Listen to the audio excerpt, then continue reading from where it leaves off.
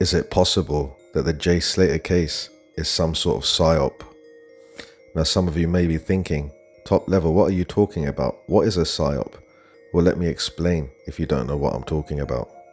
Psychological operations, otherwise known as PSYOP, are operations to convey selected information and indicators to audiences to influence their motives and objective reasoning, and ultimately the behavior of governments, organizations, groups, and large foreign powers. You see, guys, these people involved in the Jay Slater case, they're like actors. They don't look like people who are hurt, people who are upset by somebody who's died. They look like professional actors. Now, how did I come to this theory that this whole thing could be a PSYOP? Well, apart from the fact that the people involved all seem like actors, none of them seem to be able to get their story straight. Everyone seems to contradict each other. And the media don't seem interested at all, even though there's so many suspicious circumstances. Now Debbie, Jay Slater's mother, was clearly worried that a third party was involved. She talked about how her son could have been kidnapped. Slater's mum now believes her son might have been kidnapped as the search for the missing Brit in Tenerife enters its 4th day. She mentioned receiving a message when she landed in Tenerife, and she also talked about how somebody with a northern accent called her and said that she should kiss goodbye to her son because Jay owes them a lot of money. Debbie told yesterday how she'd received a sickening message after touching down in Tenerife on Tuesday from someone telling her to kiss goodbye to your son. She told ITN yesterday, "I got a Snapchat about 10 minutes after I got off the plane saying kiss goodbye to your boy. You're never going to see him again. He owes me a lot of money." And she knows that Jay went back to an Airbnb with a convicted criminal. The family of the 19-year-old have tracked down 2 people he left a music festival with to a property a 10-hour walk away from his accommodation. She also knows that his story doesn't match up and that the private investigator said that her son was scared.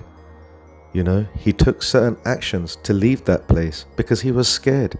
Why is she not questioning why her son went the other way? They say they directed him to a bus stop directly outside where they were staying. He later phoned a friend and revealed that he'd missed a bus. He was attempting to walk home and didn't have any water. Even if this was an accident, it's definitely not some sort of ordinary accident. Now, the GoFundMe page has reached over £74,000 and it's still going, and they're still asking for more money. But yet they're not challenging anything what people are saying about their son just falling, just having an accident. The circumstances about that do not make any sense at all. Nothing adds up at all. And yet the family are not doing anything about it.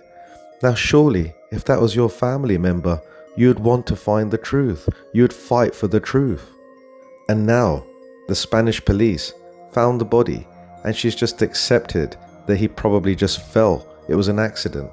Why is she not challenging anything? Especially if you consider all the things that we just talked about. Surely she should be worried about if Jay really fell or if somebody hurt him. Now, if somebody did hurt him, and if you look at the messages and the threats that she received, then surely she should be taking some sort of action to try and find out the truth. You see, guys, after paying for all the expenses, things like the funeral costs, bringing Jay back to the country, surely there'll be some money left. Now with that money, why doesn't she use that for private investigators? She could be doing so much more to find out the truth about what really happened to her son. Not just her, but the dad as well. Why is he not doing anything? Why is he not challenging anything? You see, guys, it all comes down to the same thing. Is this whole thing some sort of psychological experiment? Is it a PSYOP? And were these people paid to act this all out?